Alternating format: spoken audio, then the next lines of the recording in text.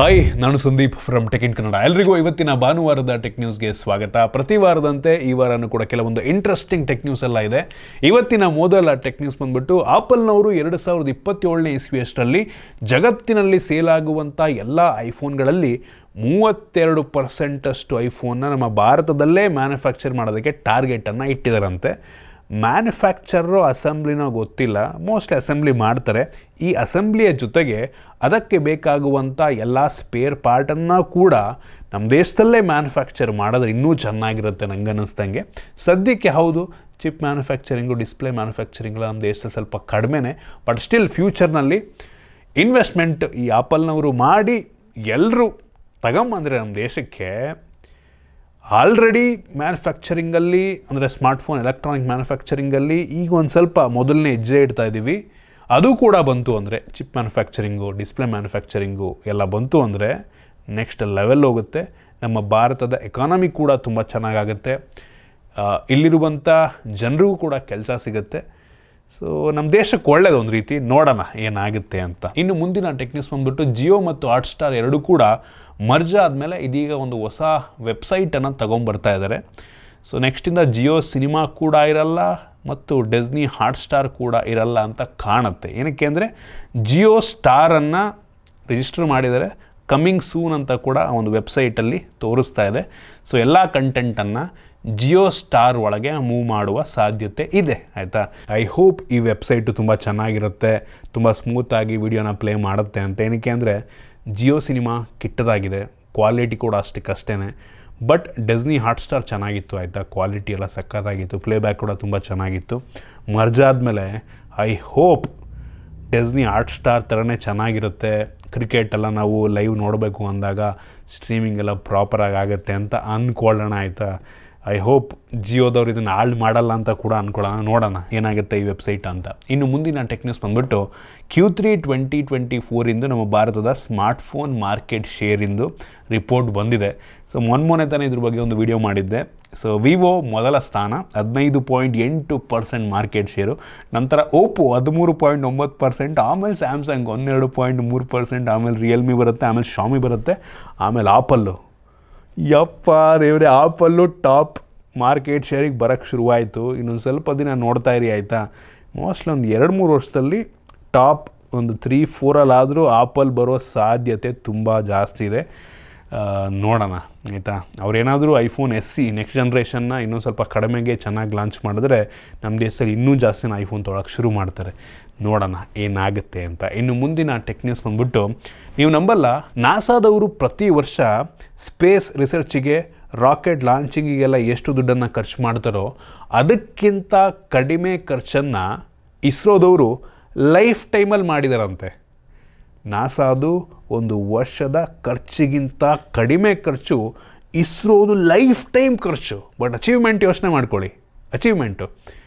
ಇಸ್ರೋಗೇನಾದರೂ ನಾಸಾಗಿರೋಷ್ಟು budget ಏನಾದರೂ ಇದ್ದಿದ್ರೆ ಇಷ್ಟೊತ್ತಿಗೆ ಮಂಗಳ ಗ್ರಹಕ್ಕೂ ಕೂಡ ಮನುಷ್ಯರನ್ನ ಕಳಿಸ್ತಿದ್ರೇನೋ ಗೊತ್ತಿಲ್ಲ, ಹಂಗೆ ಅಂದ್ಕೊಳ್ಳೋಣ. ಏನಕ್ಕೆ ಅಂದರೆ ಇಸ್ರೋಗೆ ತುಂಬ ಜನ ಕ್ರಿಟಿಸೈಸ್ ಮಾಡ್ತಾರೆ. ನಮ್ಮ ದೇಶದಲ್ಲಿ ಕೆಲವು ಜನಕ್ಕೆ ಊಟಕ್ಕೂ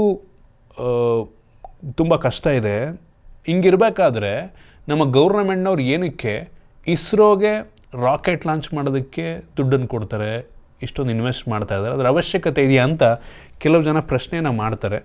ಸೊ ಅದಕ್ಕೋಸ್ಕರ ಇನ್ನೊಂದು ರಿಪೋರ್ಟು ಮೊನ್ನೆ ತಾನೇ ಇಸ್ರೋದು ಏನು ಚೇರ್ಮನ್ ಇದ್ದಾರೆ, ಸೊ ಅವರು ಈ ಒಂದು ಸ್ಟೇಟ್ಮೆಂಟನ್ನು ಕೊಟ್ಟಿದ್ದಾರೆ. ಏನಪ್ಪ ಅಂದರೆ ಇಸ್ರೋ ಏನು ₹1 ಇನ್ವೆಸ್ಟ್ ಮಾಡುತ್ತೆ ಅದರಲ್ಲಿ ಪಬ್ಲಿಕ್ಕಿಗೆ, ಸೊಸೈಟಿಗೆ ₹2.5 ವಾಪಸ್ ಕೊಡುತ್ತಂತೆ. ಸೊ ಲಾಭದಲ್ಲಿದೆ. ಆಯಿತಾ, ಇಸ್ರೋ ಸುಮ್ಮನೆ ದುಡ್ಡನ್ನು ಖರ್ಚು ಮಾಡ್ತಾ ಇಲ್ಲ. ಒಂದು ಒಳ್ಳೆಯ ವಿಷಯ. ಆಯಿತಾ, ಇಸ್ರೋಯಿಂದ ನಮಗೆ ಲಾಸ್ ಏನೂ ಇಲ್ಲ. ಇನ್ನು ಮುಂದಿನ ಟೆಕ್ ನ್ಯೂಸ್ ಬಂದುಬಿಟ್ಟು BSNL ಅವರು ಸೇಮ್ ಜಿಯೋ ಮತ್ತು ಏರ್ಟೆಲ್ ರೀತಿ TV ಸರ್ವಿಸ್ ಪ್ಲ್ಯಾನನ್ನು ಲಾಂಚ್ ಮಾಡಿದ್ದಾರೆ. ಸೊ OTT ಪ್ಲ್ಯಾನ್ಗಳು ಬೇಕಪ್ಪ ಇವರಿಗೆ. ಪ್ರಾಪರಾಗಿ ಇವ್ರದ್ದು ಎಕ್ಸ್ಪ್ಯಾಂಡ್ ಮಾಡಿಬಿಟ್ಟು BSNLಗೆ ಎಷ್ಟು ಪೊಟೆನ್ಷಿಯಲ್ ಇದೆ ಅಂದರೆ ಜಿಯೋನು ಬೀಟ್ ಮಾಡಾಕ್ಬೋದು, ಏರ್ಟೆಲ್ಲೂ ಬೀಟ್ ಮಾಡಾಕ್ಬೋದು. ಅನ್ನೆಸಸರಿ ವಿಷಯಗಳಿಗೆ ಇವ್ರು ತಲೆ ಕೆಡಿಸ್ಕೊಂಡ್ಬಿಟ್ಟು ಅವ್ರ ಸರ್ವಿಸ್ನ ಹಾಳು ಮಾಡ್ಕೋತಾ ಇದ್ದಾರೆ ಅಂತ ಎಲ್ಲೋ ಒಂದು ಕಡೆ ಅನಿಸುತ್ತೆ. ಮನ್ಸು ಮಾಡಿದ್ರೆ ಒಂದು ಒಳ್ಳೆ ಮ್ಯಾನೇಜ್ಮೆಂಟ್ ಇಟ್ಟರೆ BSNLನ ಎಲ್ಲೋ ತೊಗೊಂಡೋಗ್ಬೋದು. BSNLಗೆ ಬಡ್ಜೆಟ್ಗೇನು ದುಡ್ಡಿಗೇನು ಬರೋಣ, ಗೌರ್ಮೆಂಟ್ ಬೇಜಾನ್ ದುಡ್ಡನ್ನು ಕೊಡುತ್ತೆ. ಬಟ್ ಇವರು ಸರ್ವಿಸನ್ನು ಸರಿಯಾಗಿ ಕೊಡದೆ ಸುಮ್ಮನೆ ಹಾಳು ಮಾಡ್ಕೋತಾರೆ, ಸುಮ್ಮನೆ ಲಾಸ್ ಮೇಕಿಂಗ್ ಕಂಪ್ನಿ ಆಗ್ತಾಯಿದ್ದಾರೆ. ಎಷ್ಟು ಪೊಟೆನ್ಷಿಯಲ್ ಇದೆ ಅಂತ ಅಂದರೆ ಗೌರ್ಮೆಂಟ್ನವ್ರು ಎಲ್ಲೋ ತೊಗೊಂಡೋಗ್ಬೋದು, ಎಲ್ಲೋ ತೊಗೊಂಡೋಗ್ಬೋದು. ಏನಾಗಿದೆ ಅಂತ ಗೊತ್ತಿಲ್ಲ. ಇನ್ನು ಮುಂದಿನ ಟೆಕ್ನಿಕ್ಸ್ ಬಂದ್ಬಿಟ್ಟು ರಿಲಯನ್ಸ್ ಜಿಯೋದವರು ಕ್ಲೈಮ್ ಮಾಡೋ ಪ್ರಕಾರ ನೀವೇನಾದರೂ ಜಿಯೋ ಸಿಮ್ಮನ್ನು ಯೂಸ್ ಮಾಡಿದ್ರೆ ನಿಮ್ಮ ಫೋನ್ನ ಬ್ಯಾಟ್ರಿಯಲ್ಲಿ 20-40% ಸೇವ್ ಆಗುತ್ತಂತೆ. ಹಂಗಂತ ಕ್ಲೈಮ್ ಮಾಡ್ತಾ ಇದ್ದಾರೆ. ಎಷ್ಟು ನಿಜ ಅಂತ ಗೊತ್ತಿಲ್ಲ, ರಿಪೋರ್ಟ್ಗಳು ಗೊತ್ತಿಲ್ಲ. ಸೊ ಅವ್ರದ್ದೇನೋ ಏನು ಬ್ಯಾಂಡ್ ಇದೆ, SE ಅಂತ ಒಂದು 5G ಬ್ಯಾಂಡ್ ಬರುತ್ತೆ, ಅದರಿಂದ ಬ್ಯಾಟ್ರಿ ಕನ್ಸಂಪ್ಷನ್ ಸ್ವಲ್ಪ ಕಡಿಮೆ ಆಗುತ್ತೆ ಅಂತ ಕ್ಲೈಮ್ ಮಾಡ್ತಾರೆ.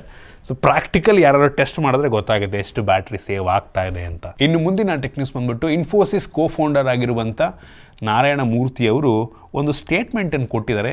ಇವರು ರೀಸೆಂಟಾಗಿ ಸ್ವಲ್ಪ ಕಾಂಟ್ರವರ್ಷಿಯಲ್ ಆಗಿ ಸ್ಟೇಟ್ಮೆಂಟನ್ನು ಕೊಡ್ತಾರೆ. ಇದು ನಂಗೆ ಗೊತ್ತಿಲ್ಲ ಎಷ್ಟು ಜನಕ್ಕೆ ಇಷ್ಟ ಆಗ್ಬೋದು ಅಂತ. ಸೊ ಇವ್ರು ಏನಪ್ಪ ಹೇಳಿದ್ದಾರೆ ಅಂತ ಅಂದರೆ IAS IPS ಏನು ಕ್ಯಾಂಡಿಡೇಟ್ಗಳನ್ನು UPSC ಎಕ್ಸಾಮ್ನ ಮುಖಾಂತರ ಸೆಲೆಕ್ಟ್ ಮಾಡ್ತೀರಾ, ಆ ರೀತಿ ಮಾಡೋಕ್ಕಿಂತ ಈ ಬಿಸ್ನೆಸ್ ಸ್ಕೂಲ್ಗಳಿಂದ ಸೆಲೆಕ್ಟ್ ಮಾಡಿದ್ರೆ, MBA ಮಾಡಿರ್ತಾರಲ್ಲ ಅವ್ರನ್ನ ಸೆಲೆಕ್ಟ್ ಮಾಡಿದ್ರೆ ಚೆನ್ನಾಗಿರುತ್ತೆ ಅಂತ ಒಂದು ಸ್ಟೇಟ್ಮೆಂಟನ್ನು ಕೊಟ್ಟಿದ್ದಾರೆ. ಮೋಸ್ಟ್ಲಿ ಕೆಲವೊಂದು ಪೊಸಿಷನ್ನಿಗೆ ಮೋಸ್ಟ್ಲಿ ಸರಿ ಅನ್ನಿಸ್ಬೋದೇನೋ. ನಿಮಗಿದ್ರ ಬಗ್ಗೆ ಏನು ಅಭಿಪ್ರಾಯ ಇದೆ ದಯವಿಟ್ಟು ಕಾಮೆಂಟ್ ಮಾಡಿ. ಸೊ ಬಿಸ್ನೆಸ್ ಸ್ಕೂಲಿಂದ MBA ಕಾಲೇಜ್ಗಳಿಂದ IAS IPSಗಳನ್ನು ಸೆಲೆಕ್ಟ್ ಮಾಡಬೇಕಾ? ಕಮೆಂಟ್ ಮಾಡಿ.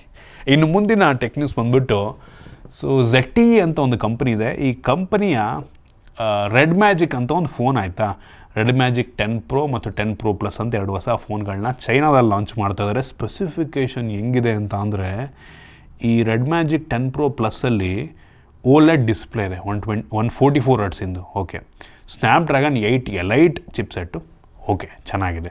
7000 mAh ಕೆಪಾಸಿಟಿ ಬ್ಯಾಟ್ರಿ. ಅದು ಹೆಂಗೆ ಅಂತ ಗೊತ್ತಿಲ್ಲ. Under display front camera, display ಕೆಳಗಡೆ ಫ್ರಂಟ್ ಕ್ಯಾಮ್ರಾ ಇರುತ್ತೆ. ಸೊ ಹೆವಿ ಯೂನಿಕ್ ಫೋನ್, ನೋಡೋಕ್ಕೂ ಕೂಡ ಒಂದು ಲೆವೆಲಿಗೆ ಚೆನ್ನಾಗಿದೆ. ಹಿಂದ್ಗಡೆಯಿಂದ ಒಂದು ಕಡೆಯಿಂದ ಸ್ಯಾಮ್ಸಂಗಿಂದ S24 ಅಲ್ಟ್ರಾ ರೀತಿ ಅನಿಸುತ್ತೆ. ಚೆನ್ನಾಗಿದೆ ಒಟ್ಟಿಗೆ ಫೋನ್ ಆಯಿತಾ. ಇವರು 60-90 ರೂಪಾಯಿಗೆ ಲಾಂಚ್ ಮಾಡಿದ್ದಾರೆ, 70,000 ರೂಪಾಯಿಗೆ. ಕ್ರೇಜಿ, ನೋಡೋಕ್ಕೂ ಚೆನ್ನಾಗಿದೆ. Specification next level. 7000 mAh capacity battery. ನಮ್ಮ ದೇಶದಲ್ಲಿ ಲಾಂಚ್ ಆಗಲ್ಲ ಆದರೆ ಇದು. ಇನ್ನು ಮುಂದಿನ ಟೆಕ್ನಿಕ್ಸ್ ಬಂದ್ಬಿಟ್ಟು Vivo X200 ಸೀರೀಸ್ ಫೋನು ಕೆಲವೇ ದಿನಗಳಲ್ಲಿ ಲಾಂಚ್ ಆಗ್ತಾಯಿದೆ.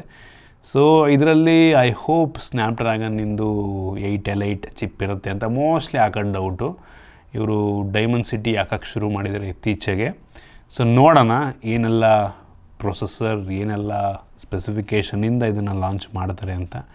ಇದರ ಜೊತೆಗೆ Vivo Y300 ಫೋನ್ ಕೂಡ ಇನ್ನೊಂದು ಸ್ವಲ್ಪ ದಿನದಲ್ಲಿ ಲಾಂಚ್ ಆಗುತ್ತೆ. ಇದನ್ನು ಅನ್ಬಾಕ್ಸ್ ಕೂಡ ಮಾಡ್ತೀನಿ. ಮೋಸ್ಟ್ಲಿ ಒಂದು 20,000ಕ್ಕೆ ಲಾಂಚ್ ಆಗ್ಬೋದು ಅಂತ ನಾನು ಅನ್ಕೋತಾ ಇದ್ದೀನಿ, ಗೊತ್ತಿಲ್ಲ, ನೋಡೋಣ. ಇನ್ನು OnePlus 13R ಅಂತ ಒಂದು ಫೋನು, ಇದು ನಂಗನಿಸ್ದಂಗೆ ಒಂದು 40,000 ರೇಂಜಲ್ಲಿ ಲಾಂಚ್ ಆಗ್ಬೋದು. ಸ್ನ್ಯಾಪ್ಡ್ರ್ಯಾಗನ್ 8 Gen 3 ಪ್ರೊಸೆಸರ್ನ ಜೊತೆಗೆ ಈ ಒಂದು ಫೋನ್ ಬರುತ್ತೆ.